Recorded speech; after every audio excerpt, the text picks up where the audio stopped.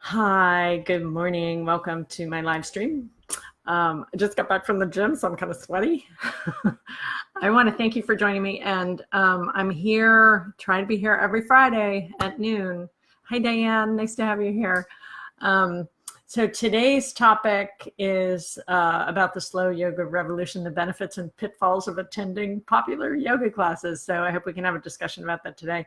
Please leave comments and questions. And we'll discuss this issue because I think it's a big issue. I love to talk about things that don't get talked about much in the yoga world. You know, I think it's really important to bring attention to some critical details like this idea of what's going on out there. I just blogged about it on Wednesday, what's going on out there in the yoga world, how people are teaching yoga, how sometimes that yoga is risky. What do we do as yoga teachers when we encounter it? Because how do you handle that? I think the best place to start is with Patanjali. Oh, hi, Lee. I'm glad you're here. Lee, you asked this question, so I'm really glad you're here and love to have more of a discussion about it. So I want to start with Patanjali and Patanjali's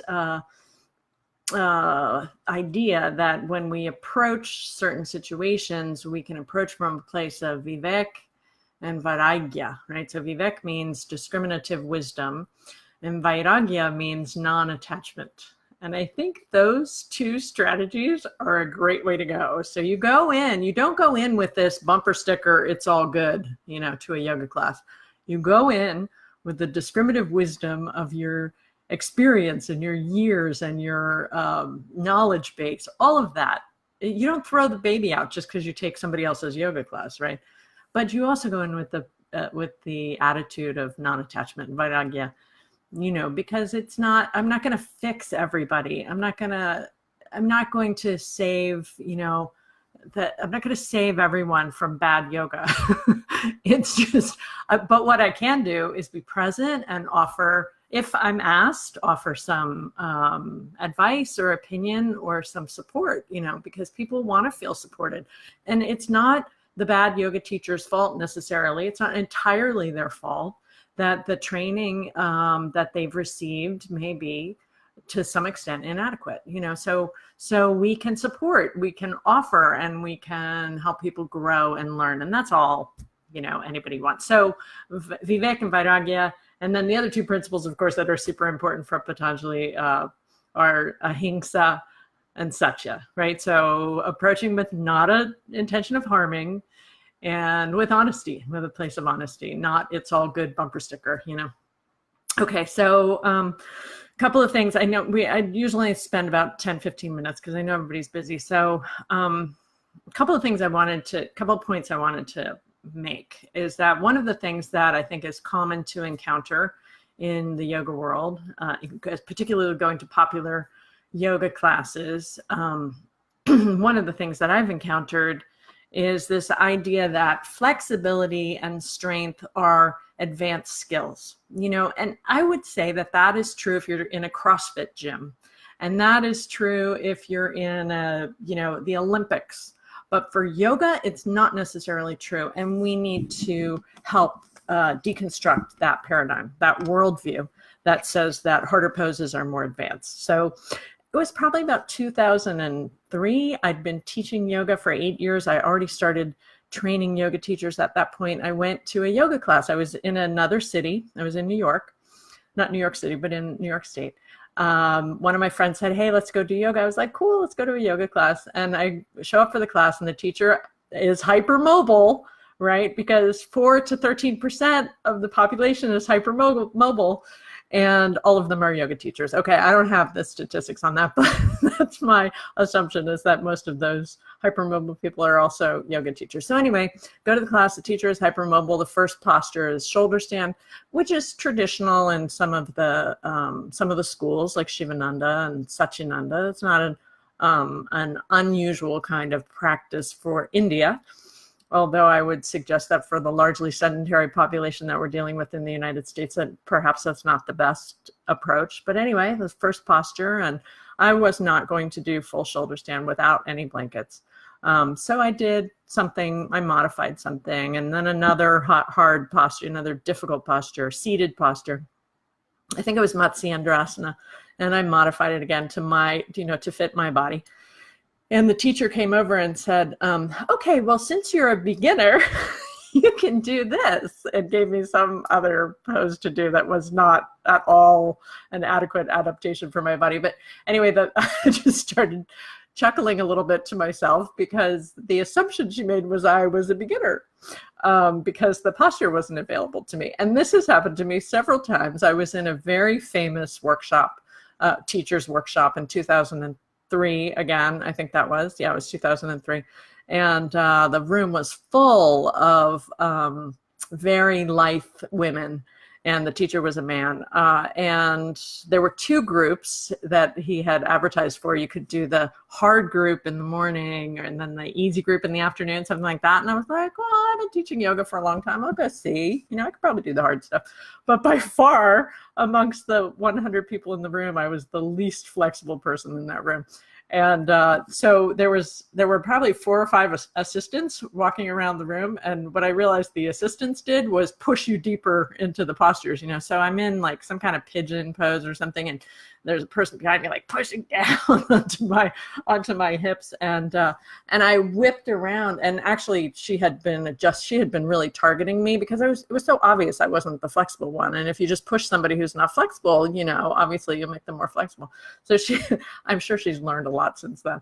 But anyway, so she was pushing on me a lot, and finally I whipped around and I was like, you need to back off. I'm fine. I really am fine. And she's like, well, since you're a beginner, again, I got the beginner thing, as if people who just practice more and more will be as magically flexible as the 4 to 13% of the population who is hypermobile. That is completely unacceptable attitude. And okay, that was 15 years ago, but it still goes on today.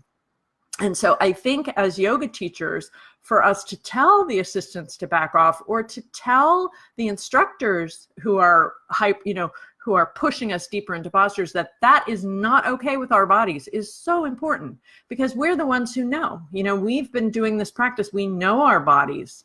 We know what they can handle. We know what they can't handle. And, I think deepening adjustments for the most part are entirely unnecessary and risky for just about everybody, not just the hypermobile. But, hypermobility, like, it's beautiful. It's art, Cirque du Soleil. Like, you have to be hypermobile to be in Cirque du Soleil. And people spend lots of money to go see Cirque du Soleil. There's research that shows that when you watch somebody do something that you can't do, the pleasure centers in the brain light up, So of course people spend money to go to Cirque du Soleil. And, like last Saturday, I spent $20 to go to a yoga class. It was a really cheap Cirque du Soleil performance, essentially. Like, I got to watch this guy doing amazing stuff, but like, there's no way my body is going to do that. I'm not hypermobile genetically. And I also have not, focused on creating hypermobility in my system at all, particularly not in my youth. So, I'm 53 years old. I just want to be healthy. I want to be strong. I want to have stamina. I want to have an appropriate amount of flexibility for my body. And I think that's what most people want, So Cirque du Soleil performance is not the same thing as understanding biomechanics and kinesiology, anatomy, physiology, and being able to help somebody have a healthful, beneficial experience in their system. Those are entirely different skill sets that unfortunately get very confused in the yoga world. So, I think it's really important for us to recognize when we're in a yoga class and somebody's teaching like that, particularly the guy's got his back to me, that we have no responsibility to do what they tell us to do, none whatsoever. And if we show up for a class like that, what's the purpose of showing up? So for me, when I went to that class last week, I like to go out and see what's going on in the yogaverse. Like, I want to see what's out there. I want to see what's happening. I was in a very, well-known large South Florida city. I want to see what's going on in that city. There's nothing wrong with me showing up for a class like that and taking care of myself. And I don't have to be responsible for taking care of the teacher's needs for me to attempt to do stuff that is risky for my body. And if the teacher asks me, if the teacher asks me for my feedback, I'm so happy to provide that in a place of ahimsa and satya, and also with my appropriate boundaries, which are, I'm not there to educate him, like that's not my job, but if he wants resources, I'm happy to share. I think that's an important approach. So there's the hypermobility, there's the inappropriate touch, and I've also been inappropriately touched, not just in with that one I was talking about being risky touch, but I've also been sexually inappropriately touched in a yoga class, and that was actually in India. Many years ago when I was living I lived in Asia for 4 years, and that also immediately, like, you should always have your radars on. If the inappropriate touch is sexual, there's nothing wrong with calling that out. In fact, I would say there's something wrong with not calling it out. It has to be called out immediately. So, I called that out. I left. There was not much I could do in that situation about, I couldn't report it to the police, I didn't know how to do that at the time. I was just happy to get out of there and be safe. So, there's the hypermobility, there's inappropriate touch. And here's the third big one that I've encountered at yoga studios, which is the dismissive or resting bitch face kind of attitude that sometimes you get at the front desk and from the yoga teacher themselves. And, that's not much you can do about that. But I've been to yoga studios where the front desk didn't acknowledge me. I kind of stood around and had to say, excuse me, I want to take a yoga class. I thought that was just an LA thing because it happened to me in LA years and years ago. And then it happened to me again in LA. I apologize if you're from LA. I'm not bashing LA, but I kind of thought it was just a California thing. But I discovered it. I've experienced that at other yoga studios and many other places in the country too. So I don't know why we have this thing where the people at the front desk of yoga studios have to be standoffish, or I don't know what that's about. But that's something I used to encounter more than I encounter now. But that's not uncommon. I've also encountered that from the yoga teachers themselves. No eye contact, just Simon Says kind of yoga, and a lot of sense of ego, kind of prancing into the room and showing off their practice, and everybody else is just must be grateful for being there in their presence, I guess. I don't know, but that kind of attitude, I'm not exactly sure how we address that, except to not repeat it in our studios. And so many of the teachers that I've worked with, that I've trained, go above and beyond to have friendly, welcoming environments.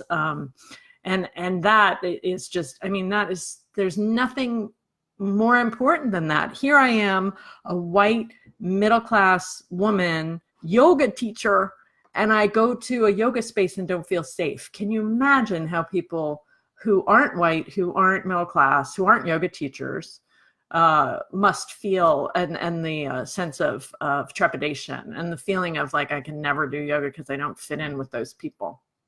I think that's not an uncommon thing to see in the yoga world either. And that can be, easily, and I don't want to say easily, I think it has to do with, I think to some extent it has to do with yoga teachers,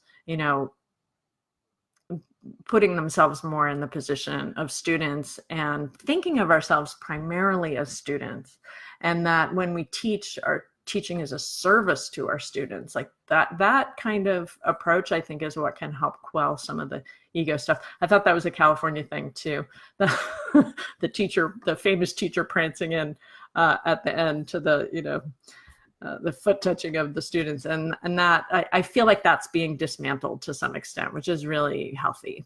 The last thing I want to say before I finish up, and thank you everybody who's commented and everybody who's been here. The last thing I want to say before I finish up is that what I've seen happen in the past, particularly the past 15 years, I've been teaching for 23, almost 24 years now, but particularly in the past 15 years, I don't know, maybe it's really only 8 to 10 years, is that there's a slow buildup of interest in these more conscious, mindful, slow practices. I mean, there's a slow revolution that's building. It's so inspiring to me. It's so inspiring to see this work I've been doing all these years start to be validated and out there.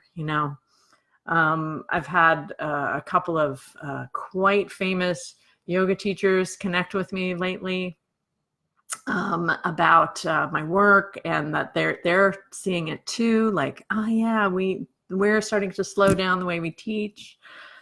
Part of that could just be age, but I also think part of it is the yoga works. And even if you're doing hot, fast, sweaty stuff, that's fine, and eventually some of that starts to percolate up, and you start to understand or realize that this slow, mindful stuff it's just different. It has a different benefit. It's not exercise. It's not fitness. It has a different benefit than exercise yoga. And so I'm really inspired. I really feel like things are shifting, and I'm so inspired that there are so many of you out there. On Wednesday, I blogged and I called you the Princess Leia, who's also known as General Organa, yoga teachers. Like, being out there for a long time, your stuff, what you're doing, and it's time to step up, and it's time to, reach more people with this message that what we have to offer, it's gold. This is the stuff that can help people reduce their chronic diseases, reduce their mental health challenges, reduce their inflammation, improve their health in a myriad ways, and to step up, and feel really confident in your knowledge base, because so many people need what you have to offer. Okay, thanks for being here, everybody. I'll see you next Friday, and feel free to leave comments and questions. I didn't see any today, so I'm just going to sign off, and I'll see you next week. Namaste.